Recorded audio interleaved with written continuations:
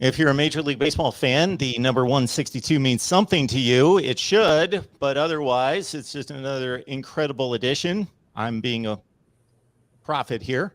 Another incredible edition of Buckeyes Live here at the Voice of College Football on another Wednesday. So please lock it in. Keep in mind, our aim and goal is to go every Wednesday at 1:30 Eastern Time. That's not always possible. So subscribe, hit that like button, and of course, hit the bell for the notifications to know when we go live so you can keep track of Ohio State live football talk here at the Voice of College Football. We've got these guys lined up as we typically do. Steve Hellwagon's right next to me, 247 Sports Bucknuts.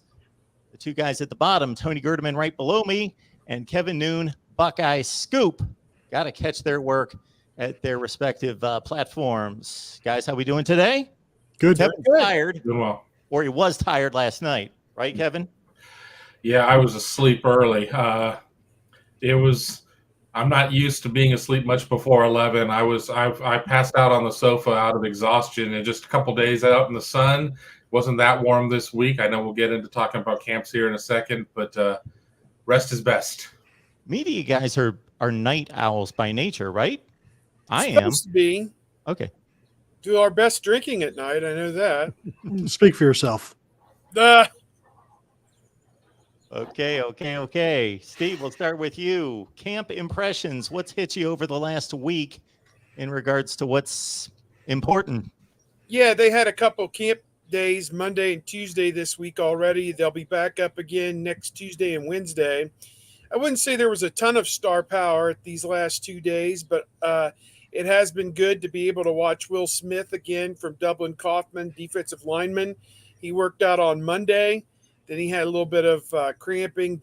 He was going to work out on Tuesday, still appeared at the camp, but didn't work out. We got to see 4 more commitments on Tuesday, which was Ty Lockwood, very athletic, good-looking tight end prospect out of Tennessee, who's committed to the Buckeyes, and then 3 offensive linemen who the Buckeyes have commitments from, all from Ohio. Austin Severeld, I believe is how you pronounce it. I'll defer to anybody else who's got a better way to say it. Joshua Padilla, that one's an easy one to pronounce. And this is probably the easiest. Luke Montgomery from Findlay, Ohio. Those 3 guys all were there yesterday and all looked the part. And, my feeling on offensive line is they need a lot of offensive line help. It's kind of gone off the rails here the last couple of years. Other than Paris Johnson and Donovan Jackson, there hasn't been a lot to write home about maybe with the offensive line recruiting. So they need quality and they need quality depth. And I think those 3 guys are going to help that. As far as other players, there were a couple guys who were there on Monday who had offers previously, Nigel Smith and Dylan Stewart, both of them defensive ends who'd been offered previously by Ohio State. They also had a tight end from Georgia, Imari Winston, maybe how you pronounce it. And then Winston was at camp. He really didn't camp yesterday. He was more on a tour, and then he got out of town. And then Winston Watkins, a wide receiver from IMG Academy 2025. He was a Texas A&M commitment, I believe, and he received an offer.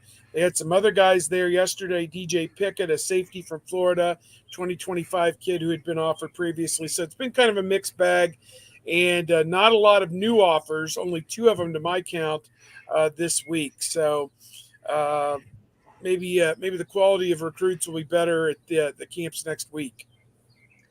Yeah, I mean, it's a good opportunity to get guys out there running around.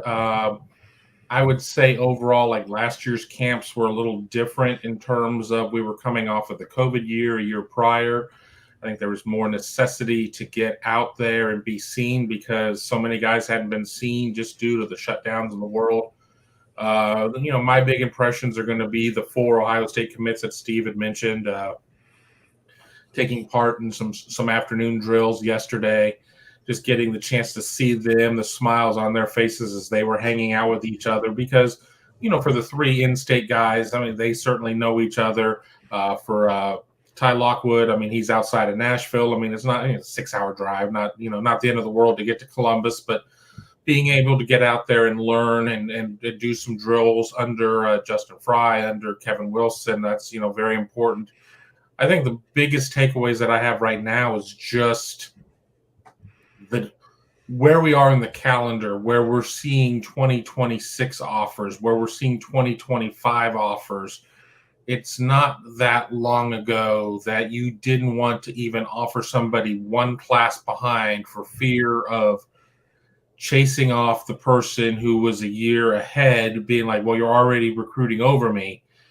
Whether or not, it's just a matter of that we're just thinking that these kids in terms of recruiting are getting more savvy to the situation, or, certain schools have sped up the timetable. I don't know exactly where the genesis of that is, but when we're looking at guys, class of 2026 means you have not had a day in high school. You have not had a day in high school at that point. You're an 8th grader. So it's a very different world that we live in right now.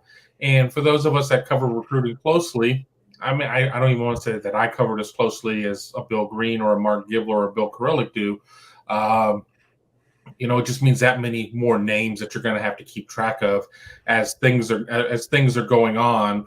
But then again, don't go too far back to remember that Tate Martell committed to Washington coming out of junior high school. So the more things change, the more they stay the same. Well, and we've all heard, even back when Urban Meyer would lament how quickly the recruiting calendar had changed and how fast everything had gotten, and how you can't wait to see, like, you're not permitted to wait and see how Ohio seniors develop, because by that point they've landed somewhere else, or you've angered them by not offering them at that point, so they'll cut you out. And now everything is just the early signing period has shrunk everything. And then that also then forces programs, if they're going to fire a coach, to fire them before the season is over so they can begin moving that process forward. And that's all because of recruiting, because of this December signing day. And just another example of the unintended consequences of what a lot of people want, and then they have to deal with it. And I didn't get to the camps either of these 2 weeks. I wouldn't mind checking out one of the days next week. There's a Tuesday, Monday, Tuesday, Wednesday. Let me see here. It's Tuesday, Wednesday, Thursday. Thursday being a 7-on-7 camp, which would be the first time Ohio State has done that. That might be interesting to check out, because they're going to have a lot of receiver prospects and quarterback prospects there. But the entire timeline of recruiting, I don't know how much more condensed it can get, because now I equate it to spinning plates, and now you've got like plates on all sides. It used to just be you'd spin the plates in front of you and you'd keep them all spinning on, like the 6 sticks. Now you've got plates to the left of you, plates to the right of you, plates behind you. And it's 4 years of plate spinning going on all at once, because you're still figuring out your 2023 class right now while you're offering 2025 kids, and you're spending a bunch of time with a 2026 defensive end last week. I'd say it's overwhelming, but I'm not the one doing it. And that's why the recruiting staffs are so huge, so that they can handle these things. The popularity of plate spinning go out with what, like the Ed Sullivan Show? Is plate spinning really a thing now? Yeah, no, but it's more of an analogy, Mark, than an everyday example, if you will. Although, maybe it'll make a comeback. Everything old becomes new again. It's true in fashion. I think the kids today are ready for some plate spinning, frankly. So here's a question that's a little more legit, or a comment. With the sheer rankings aside, we can just go down the list and say this guy's the best prospect and he's second best and third best. But that aside, because of whether it be position need, or whether it be just a good fit for the program, or who Ohio State's battling with in terms of the offer sheets, who are the most important players that are being targeted right now? And that's a good question. I mean, because you cast the net out there. I mean, certainly, they've got guys at wide receiver like Brandon Ennis. So they've got Carnell Tate. They've got Noah Rogers. They want to add a second tight end. I mean, offensive line is a huge need. I mean, defensive line, linebacker. I mean, everything, there's a lot going on there. And I mean, I guess I could go through like a laundry list of who the guys are, but right now camp is I think camp is a situation of where you're trying to sit there and see the guys that maybe you were unaware of, guys that, you've had an eye on and you want to see how they progressed or whatnot. So my focus is turned in on, I'll use as an example, Jordan Hall, who is a big 6'8", 340-pound offensive lineman, Kip Academy, which is near the Columbus airport. Probably not going to get the June offer, but somebody they're keeping an eye on. Put a couple games of tape together, and maybe come October, especially if a couple of targets haven't come through, maybe Jordan Hall, no relation to the one from Jeanette, Pennsylvania, the former teammate of Terrell Pryor, maybe that comes in at this point. I think we're going to see, with the official visit weekends for Ohio State really ramping up starting on Friday, and as they feel better about certain kids and they don't feel great about certain kids, I think we're going to see the deck shuffle a little bit. And I think at that point, any names I give you right now, 30% of those names could be dated in 14 days. Yeah, I'm looking just at our calendar right now. I see 4 names coming in for visits this coming weekend, and so I'd say these guys are all pretty high priority. Defensive end Mateo Uiagalelei from California, ranked number 21 overall. Riley Williams from Portland, Oregon, tight end, number 66 in the country. I'd say those 2 guys are priority recruits right now. Then Darian Gillette from Texas, and Daniel Harris, a cornerback from Florida. Those guys are in the top 150 nationally, so they're coming in this weekend. So, and then big numbers coming in the following 2 weekends, the 17th and the 24th. So Ohio State's really taking full advantage of this June period to try and get kids in for official visits and trying to make the most of it these next 3 weekends. But I agree with Kevin. I think if you're really talking about top guys on their board, Brandon Ennis and Carnell Tate at wide receiver are probably, right up there near or at the top. They just offered a quarterback, which I don't know much about him for the 2023 class. Because they want to add a quarterback for the 2023 class. His name is Glenn. I'm just scrolling down looking to get more information on him. Brock Glenn. Yeah, I was trying to remember it as well. Yeah. Yeah, Memphis, Tennessee. It looks like he's 6'2", 200 pounds, ranked number 365 in the country. And obviously with only 3 quarterbacks on scholarship right now, and then Stroud leaving after this season, I would think that, they obviously want to sign at least one. They offered Austin Novosad from Texas after he was at camp last week. He's a Baylor commit. So it looks like Ryan Day, if he can add one of those 2 guys, he'd be pretty happy. So it says here Dylan Lonergan is also in the mix from California, or rather from Georgia, and he's a national top 100 guy, but I don't know if they have the inside track to him. So I think they're looking to build depth at that position with the 2023 class, knowing that you've got guys lined up to replace Stroud, whether it's Devin Brown or Kyle McCord taking over as the starter in 2023. Just to jump in on quarterback really quick too, with Brock, they were trying to get him on campus. He was just coming off of an Auburn visit. Sometimes you have to offer kids to get them to come out and take the visits. These are unofficial visits right now in terms of the camps. So Ohio State, I think, extends that offer, going to try and get him out here for a visit. I think he probably ends up at Auburn. Austin Novosad, Ohio State certainly gave him something to think about, but I wouldn't be surprised to see a couple more 2023 quarterback offers go out there as they continue to try and find the guy. You don't go to Austin Novosad and like, well, you're the only guy we're offering, and we're gonna ride or die with you, because you do that kind of situation.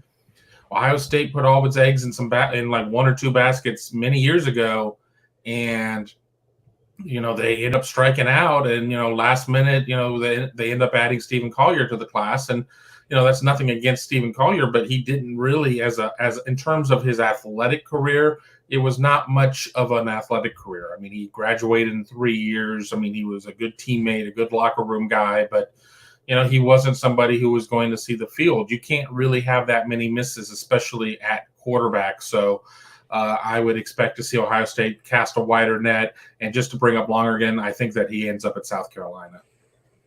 Yeah, I think the situation with the 2022 quarterback, Devin Brown, and obviously Kyle McCord, and then 2024 and Dylan Raiola was going to produce some drama at quarterback. And you're good luck getting a top 100 guy. Good luck getting somebody like that to come in and be this sandwich, the meat of the sandwich there. And that's why I think it's going to have to be some sort of not necessarily a reach, but, a diamond in the rough type of thing. And with Ryan Day's recruiting at quarterback, sometimes that's, still a 4-star, but like, the 300th ranked player in the nation or something like that. But even then, like Novosad is committed to Baylor, has other options.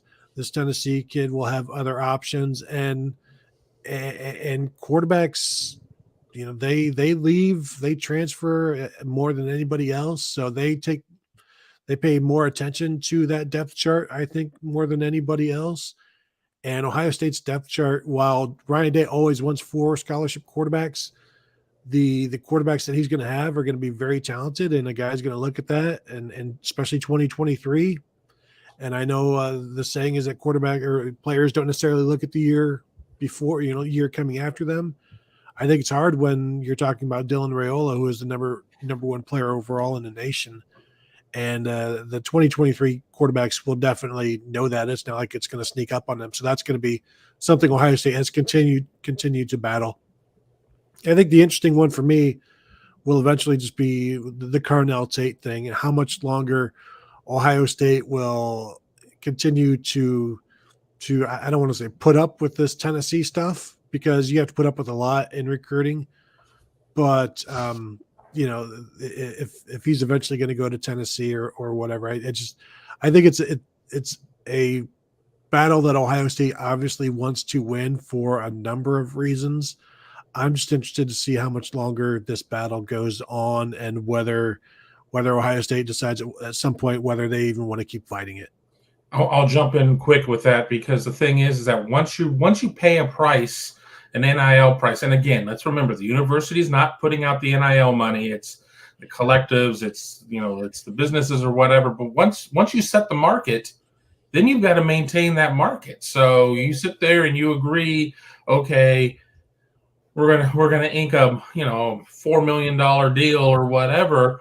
The guy in the next class is going to be like, well, this guy got $4 million. What about me? So at some point you have to make some decisions about what it's going to take. And to go back to Ryan Day and his saying that just in order to take care of the current team, it would cost about $13 million. Now, if you're going to sink $4 million, and granted, I assume that these deals are being put on a per year type of situation, which defrays the cost a little bit. But if you're going to sit there and for a receiver there and pay him quarterback money, it sets an interesting dynamic into motion. So I agree that there is going to be a point at some where they're going to be like, all right, we really want this kid. We think we can develop him. But if the market rate is just going to get outrageous, it could end up being a bad situation. You're bringing up perspectives on this, Kevin, that I haven't heard until very recently about, yes, pitting player against player, the dynamic there and the difficulties there. And shoot, you just gave a line we've heard for decades in the NFL, giving a wide receiver quarterback money. Whoever thought we'd hear that in college football? And when you guys bring up Brock Berlin, there's a lot of one-liners there to tackle. Isn't Brock Berlin out of eligibility? The guy's like 40 years old at this point. So Sue's got about my favorite line thus far. I don't know that this is going to be topped, because Sue is at a nail salon somewhere in Ohio promoting the voice of college football. She's got us on while she's doing her nails. That is phenomenal, Sue. Thank you for being so loyal. When you can't be here, you're still here. All right. The offensive line, this has been certainly discussed by all of you here and elsewhere. Is it as simple as the 5 starting we're good with and the backups suddenly there's a drop off, or is it a little bit more of a dynamic than that? I was just trying not to run the whole conversation there, giving people an opportunity to go there. I think that they feel good about their starting 5. I think you feel pretty good 1 to 7 right now, maybe 1 to 8. It just depends on how some guys come back from injury and things of that nature. But let's just call it what it is. There were some misses during the end of the Greg Studrara era, and because of that, they're going to have to recruit that much better and have a much higher hit rate. And I don't know if you sit there and you have to get to your 4th guard if you're going to be feeling all that well. I don't know if there are a lot of programs, though, if they get down to their 4th guard, are going to feel great about the situation. But Ohio State certainly has had its issues toward the end of Studrara's recruiting tenure with the Buckeyes. So I think that the question about there being depth concerns is very fair and very valid. But I don't think it's a case of where it's 5 and done. It's like, well, we have our starting 5, and then anything else is danger zone. I think there's a little bit more depth there than maybe some people are giving them credit for. Who's your number 8? Well, all right. I don't have them in order, but in terms of my 2s, I'm going to have Fryer. I'm going to have Imahi. Mm-hmm. That's the 7 I have.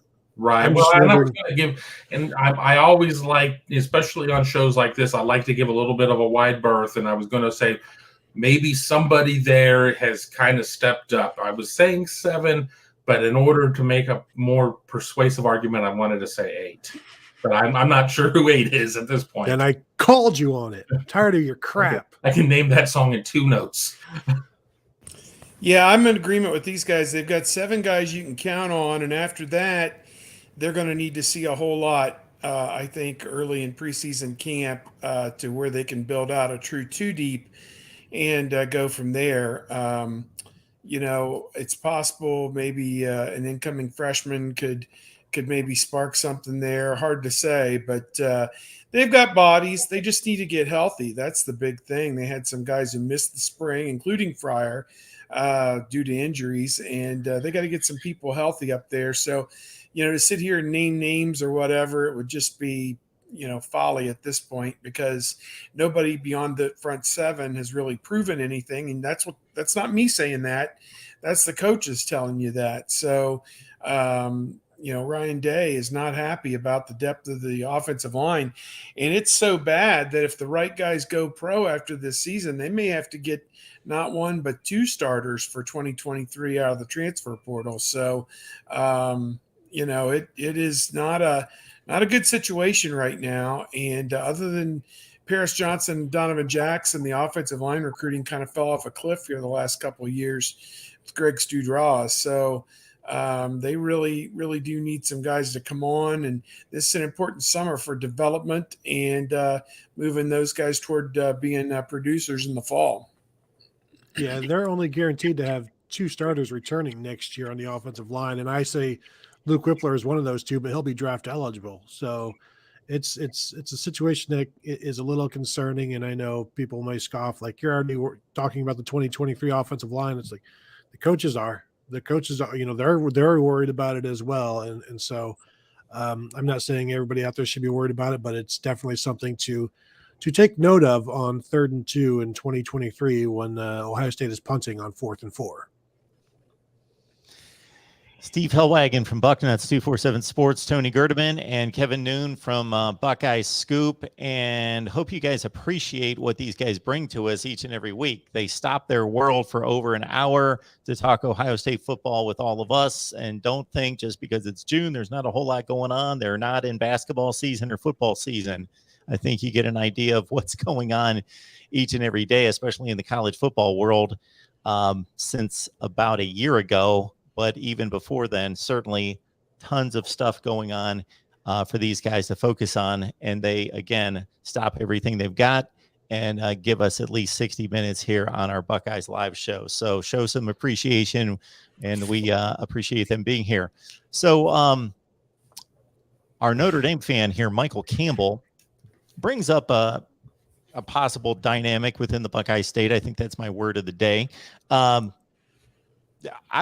just skimmed through an article this morning that was noting all the commits that Luke Fickell had brought in. Now, I did note that most of those were coming via the Sunshine State and a higher brand, not the top of the line, the Miami recruits, the Alabama recruits, etc., Georgia out of the state of Florida, but a higher brand of football player across the board than what was typical at the University of Cincinnati. But that aside, is Luke Fickell's staff crossing Ryan Day's staff a little more frequently these days? Can I go first? No. As we have tried to explain to you, Michael, getting excited about the recruiting rankings in June is nonsensical, especially if you're at the top, because the SEC hasn't even really started yet. If you look at the number 2 ranked team in the 24/7 classes, it's Texas Tech. Are they suddenly better than Texas or Texas A&M? I remember Texas A&M with all of the NIL stuff. How are they not up there? But it is very early. And if you look at those classes, Cincinnati, they're ranked number 4 in the nation in their class, according to the 24/7 composite. Ohio State, 1 spot below them. Cincinnati with 18 commitments to Ohio State's 10. 15 of Cincinnati's 18 commitments are 3-star players. They have 2 4-star players committed and a commitment that is less than a 3-star. Ohio State has 9 4-star commitments compared to Cincinnati's 2, and 1 3-star commitment compared to Cincinnati's 15. So while I understand Michael is just trying to have fun there, I am using this opportunity to point out that Notre Dame is not going to finish with the top recruiting class in the nation, because leading at the halfway point is a lot like leading at the halfway point in many other races. It's just other programs, teams, racers are biding their time, conserving their energy until it's winning time, and that's when they go and win it. If the recruiting national championship were handed out on June 8th, Ohio State could fill its class of 25. It could snap its fingers and be full right now, probably with a 3-star average at this point. There are hundreds of kids that want to go to Ohio State, thousands of kids that want to go to Ohio State that will not have the opportunity to go to Ohio State to play football. And it is what it is. And that's not saying that every kid that is in Cincinnati's recruiting class would not be able to play at Ohio State, but the vast majority of that class are not being recruited heavily by Ohio State. Let's just call it what it is. And that's not being ugly. That's just being a matter of reality at this point. So, yes, I agree. It's just trying to sit there and get a rise and catch Mark's attention and get your question asked on here and force us to answer the question yet again. But no, there's no change whatsoever. And when Jermaine Matthews, who's supposed to announce probably on the 4th of July and was all set to go to Cincinnati until Ohio State offered, and now the crystal balls and the whatever, bat signals and whatever other tools are out there to make recruiting predictions are all swinging toward Ohio State. Once again, it goes to show that Ohio State is the power broker in the state of Ohio when it comes to recruiting. And that's not to take away anything that UC did last year in terms of its on-field performance and everything else. All of that is great, tip of the cap to you and all, but there's not going to be a seismic shift of any sort in terms of recruiting within the state of Ohio. The end. I think if Ohio State wanted Cincinnati's class, they could have it. Like literally, they could have that class if they wanted it. If they just called up all of those recruits and said, you know what, we'll take you, they could have that class if they want it. And one other comment from Michael saying you can't change the song every month. It was recruiting in April, then it became recruiting in May. Now it's June. It's all the same until the fall starts and those visits kick in, and then players actually have to decide. Right now, this is musical chairs. Eventually, the music in the game stops, and there's one chair left for that 5-star guy, that 4-star guy who is waiting to take all of his visits in the fall. Like there's so much value out there yet that it's no different than recruiting in March, February, April. Like until you get into the fall and you're heading towards the winter. I mean, things even change after that first signing day. So this is just it's very, very early. Congratulations on this is even earlier than a September Heisman, basically type of thing that we're talking about. Michael, I absolutely do respond to a lot of emojis and caps. So that was well done on your part. I did respond, but I did change your question as well, or your comment. I was just taking, of course, the poke there, which was obvious, but taking it to, okay, well, I did see some things out of Cincinnati. Are they crossing paths with Ohio State a little more frequently than in the past? Just my thought there. Steve Yakoff wants to know if you saw Chris Spielman at Massillon Chris in his Spielman playing days. In his playing days. No, I can't say that I really did. I think we all knew that he was the schoolboy legend. When he picked Ohio State, he would have been a freshman in 1984. So his last high school season was 1983. I was in high school then, probably a freshman or sophomore in high school. So I don't think I was really following high school football recruiting that carefully, but you heard about it every now and then in the media. I mean, it was, he was one of those, freakish type guys that you heard about. And he definitely had some legend attached to his name when he got to Ohio State, ended up starting pretty quickly into his freshman year and was a starter on a team that played in the Rose Bowl that first year. But I can't say I ever recall seeing much about him in his time at Massillon, other than he popped up on a Wheaties box, in his Massillon jersey, which was kind of cool, I guess. I don't think he got paid for that, but at any rate, somewhere I've still got a picture of that he had his high school uniform on the cover of on the front of a Wheaties box. So that was kind of cool. He must have been a big deal. I don't know. So the SEC arriving late to the party in regards to commits and then wrapping up their classes. Is that simply just the byproduct of having the players in their backyard? Absolutely. I mean, you're going to still have some SEC schools that are going to go a little quicker. Alabama's not going to go quick. That's just been kind of a Nick Saban type of situation where Alabama, year in and year out, we can sit there and point to the standings and point to the records and everything else. And we start recruiting in November and December. And, it's accelerated a little bit because of the early signing period. And I should put early in finger quotes because that's not really just December isn't all that early. When they talked about doing an early signing period, that I don't think was the true intention of it. But yeah, all those kids are there in the backyard. It's just a lot easier.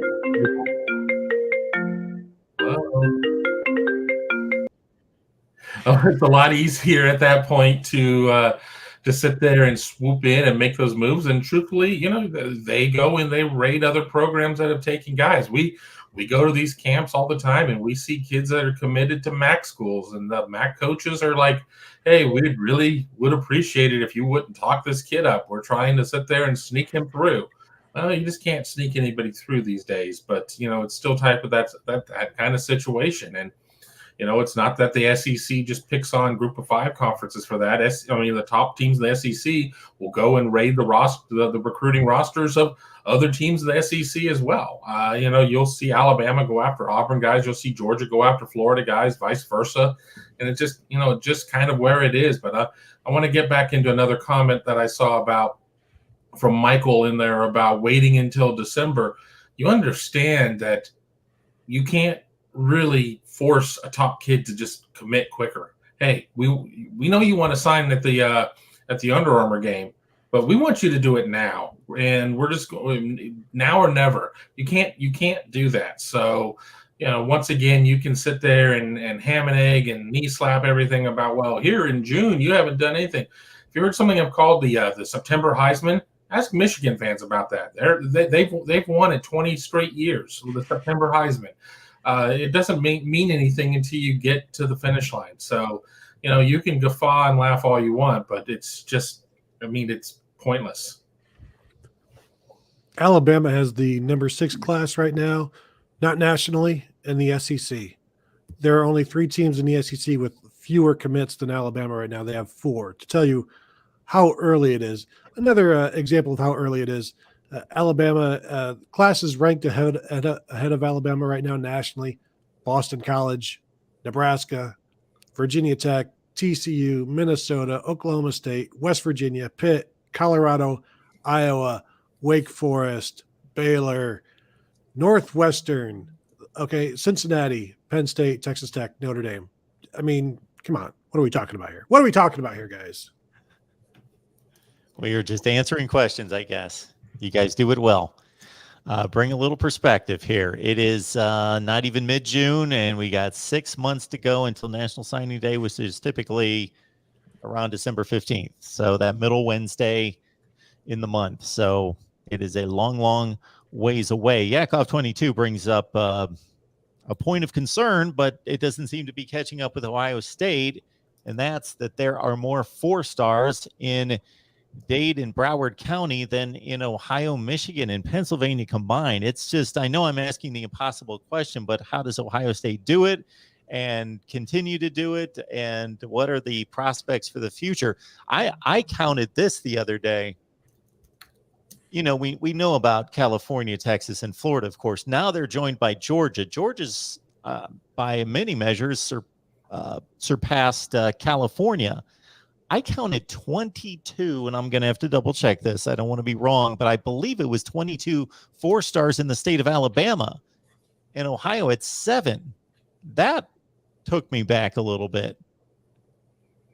I'll throw this out here really quick, though, and it's not to bite the hand that feeds me in the recruiting industry, but these star rankings are arbitrary as well. And if you have evaluators that just really are enamored with a certain area and seem to grade kids in that area higher, that's going, it's going to create a bit of an imbalance. So, I think that we could talk about the population shifts, and we've certainly seen as some of the industrial centers in the upper Midwest have kind of dried up and not necessarily been able to pivot to other industry, and people are moving to Charlotte, Atlanta, Florida, Birmingham, wherever. You're going to see a shift in kids, but I also am very quick to say that these rankings are far from absolute at this point, and I don't get too caught up in certain outlier areas in terms of when they have 9 5-stars versus 7 5-stars, or however you're going to have it, because we're all going to have our opinion, and the truth of the matter is that we certainly have seen 5-stars that have gone to Ohio State not pan out. We've seen 5-stars that have gone other places that have not panned out, just as we've seen 2-stars and 3-stars and other that have gone to Ohio State and other programs go on and have stupendous careers. So I don't get caught up, but I think that part of it really does go into the population shifts, and part of it too is I just think that there's some more vocal advocates for kids in certain areas than other places. To play off of your point, Kevin, I did see a list recently, and knowing these trends and how severe they've gotten, where states that I would not have considered a couple of years ago, like in Alabama, passing Ohio, when you take it to the NFL level, I saw a list of NFL players and where they originated, current NFL players, and I was gladly surprised that Ohio State still ranks pretty high on the NFL origin list. Yeah, we're not far away from when Ohio was 5, 4 or 5 in terms of the states, in terms of star rankings. And, like if you put Ohio and Western PA together, it was kind of right there with some, with the big 3.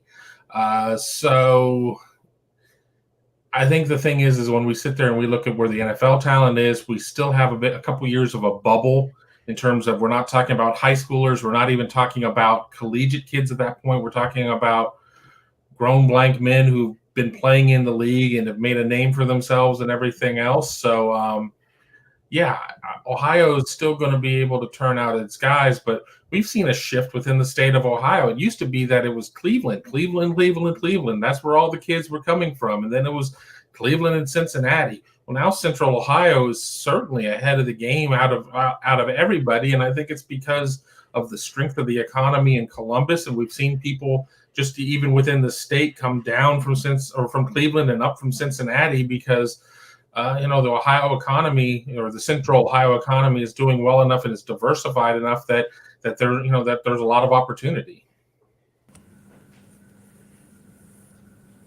Yakov, I believe we need to save that request for like Buckeyes Live Special Edition with Steve giving a tour of his house. It's all right. It's a good house. I've lived here for 19 years, so we've really kind of made ourselves home here. So.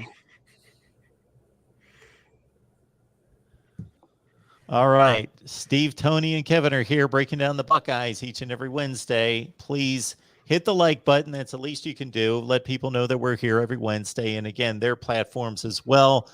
Steve, so Bucknuts, and you show up on a ton of radio shows as well.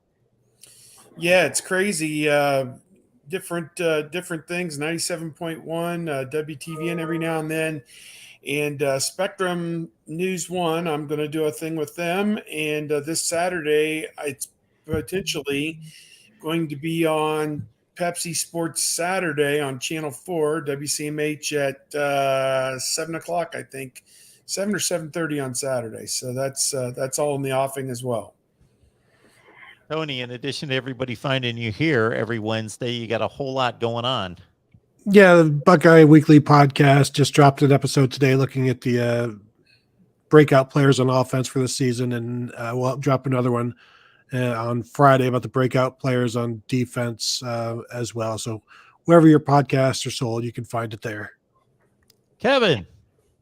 Yeah, I do a thing from time to time or whatever, but you can find me on Twitter at Kevin_Noon, the Big Meat Kickoff, periodic radio appearances as well. June slows down a little bit for me, so that's all well and good. And yeah, that's about it. Buckeye fans, I will let you know that I reviewed all 8 claimed at national championships this week. So check out that video. And then we looked at some other years in which the Buckeyes could possibly stake a claim that for some reason they're not. So get the revised national championship count, according to me, for what it's worth.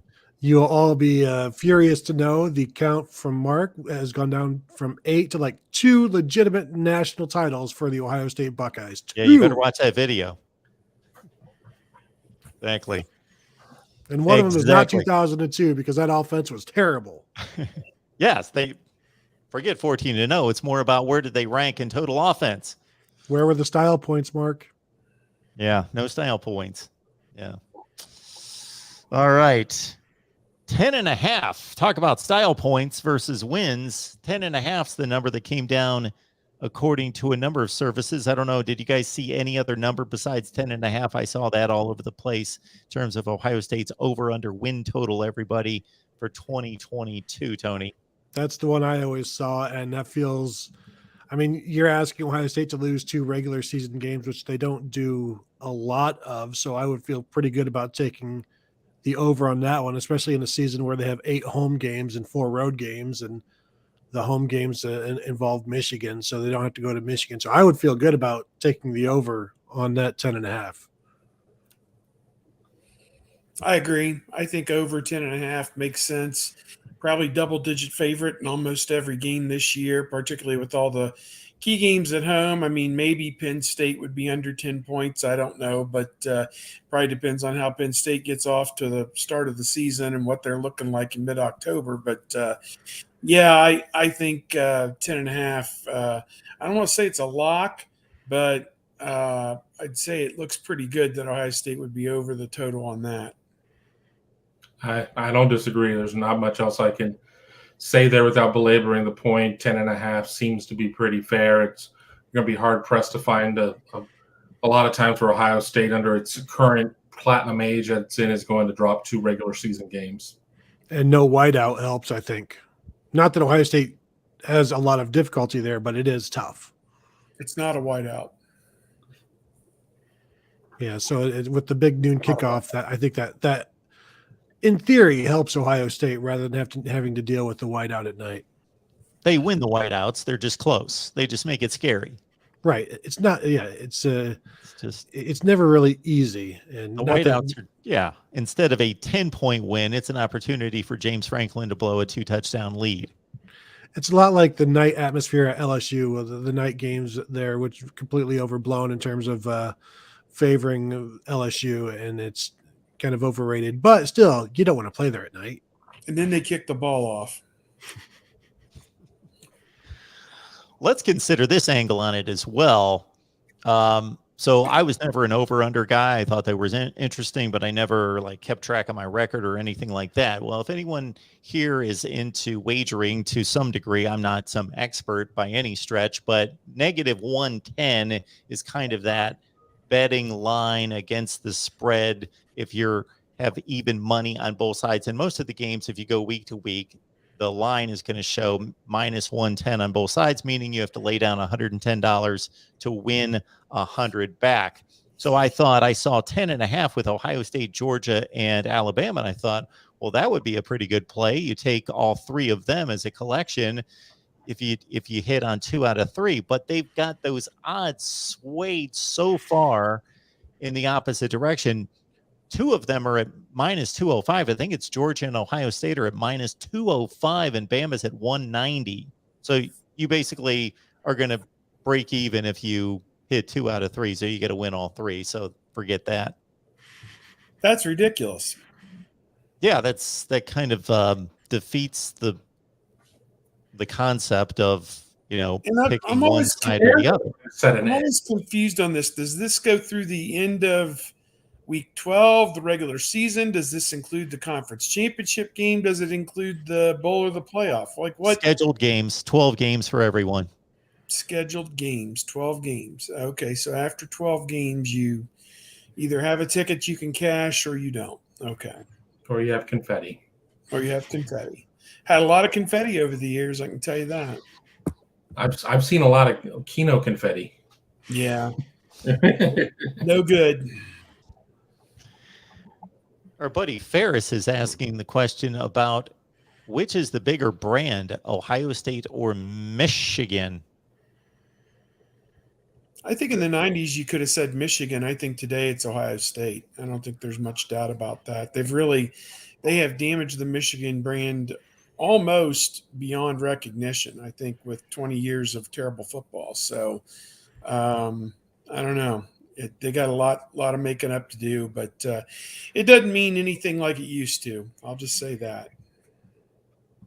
I wonder, globally though, I think I'm trying to envision which logo is more known.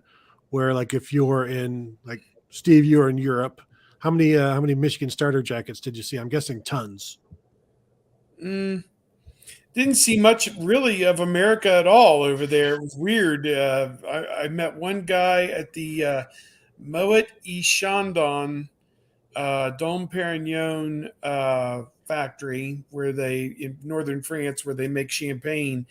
And he was wearing Ohio State. So my wife and I popped off an OH, and they gave us an IO, so we were in the book on that. But no, didn't see a lot really pertaining to American college sports in particular. But I get what you're saying. That block M is kind of iconic. I guess it kind of depends your age. I think people who are probably late 40s and up would still regard Michigan as a big deal, but I think anybody under the age of 45, it's kind of like, what's the difference between them and Nebraska or Illinois? It's just another school in the Big Ten at this point. I mean, seriously. It's just another Steve school. Hellwagon at hotmail.com. Steve Hellwagon. Am I saying something that? Am I stuttering? I don't understand what. State, Steve. How about Penn State? Michigan, Penn State. You're going to Illinois and Nebraska. Wow. Nebraska had more national championships, so. Yeah. Funny story about Nebraska. I sat there and saw a recruit holding a trophy because they had to give him a trophy to hold during a recruiting thing. It was an old Big 8 trophy because they haven't tasted any success since the Big 8. Oh, good. So, the kid was holding a trophy that was certainly older than he was. Was there no like Legends Division Championship trophy? Because did Nebraska play in one of the Big Ten? They sure did. Championship They games? sure did, Marty. Like Michigan has touted their Big Ten East co-champion. I mean, not even one that led them to the Big Ten championship game, but like their co-champion titles when Ohio State was going to the Big Ten. Like they have those trophies. So it's like, come on, Nebraska. Are you so embarrassed about the whole legends and leaders thing that you're still sticking with the Big 8 stuff? Probably. And it's okay, I guess. Yeah, Wisconsin hung 70 on Nebraska, of course, in the first Big Ten championship, or the second Big Ten championship game. All right, we've got Roger Dodger here. Yes, it used to be fascinating. Oh, the one thing I was going to bring up that nobody cares to hear, but I'm going to say it anyway, because something that was said here made me think of when I used to take trips to Cedar Point, being kind of on that line between Ohio. Well, something Steve said about, tracking jerseys or hats or whatever. I used to do that. I'd be at Cedar Point as a 13-year-old, and it'd be 8:00 at night, and I have it stored in my head, Ohio State 78, Michigan 74, and I'd even go down to Tennessee 3. Yeah, nerd, I know. All right, Roger Dodger. Yeah, we all, I think, can think of those Buckeyes that were just so prolific that they'd have stickers on top of stickers on top of stickers. Nobody wanted a blank helmet. I always thought it was interesting, too, that they would go full throttle on one side before they typically touch the other side with the helmet stickers. Well, you don't want like one on one side and one on the other. I mean, no. True, but you would think maybe you'd somewhat fill up and start on the other. No? Yeah, my experience is they've never really publicized a whole lot about who got stickers and why. I think there's an internal thing within each position group and a criteria of plays made and outstanding plays and different things you accomplish, I guess, in the course of a game. And, special teams guys can get them, I'm sure, but they really don't talk a whole lot about that with us. They don't share the numbers of this guy led the team this year with 38 Buckeye leaves or anything like that. It's pretty apparent at the end of the year that CJ Stroud will have his entire helmet covered with them, and some guy that only runs down on punts will only have a smattering of them. But it is what it is. I don't know. It's more of an internal thing, and I don't know if the equipment people have kept records on that kind of thing. What I think is interesting is the trouble they go to. They polish the helmets. They, make them look, ship shape for TV. Then when they go to the alternate helmets, they try and equate the same number of Buckeye leaves on CJ Stroud's helmet as he has on his normal helmet. And they really make an effort, I think, to kind of carry over all those traditions from helmet to helmet, but throughout the season. But it's a great tradition. It's not something that's really discussed a whole lot publicly. It's just one of those things that kind of happens internally and behind the scenes, and they really don't publicize a whole lot about who's getting the Buckeye leaves and why. And the criteria changes. So with each new position coach, he may have his own criteria. You can't compare apples to apples here. Jim Tressel had his own criteria. Urban Meyer had his criteria. Ryan Day has his criteria. You go back to Woody's days. The stickers were not given out as much and were larger. They were larger stickers. So there's no, even if records were kept, it doesn't mean anything because, it used to be, okay, if you were just on the squad and the team won, you would get one. I think now you get two. You could be a walk-on who doesn't do anything in terms of the actual game, and I think you get two per win. different position groups. I mean, it's going to be easier to earn Buckeyes in this position than it is in that position. So, it makes a very interesting topic and talking point, but there's not a really great answer because it's kind of like the black stripe. There's not a list that is binding from year to year.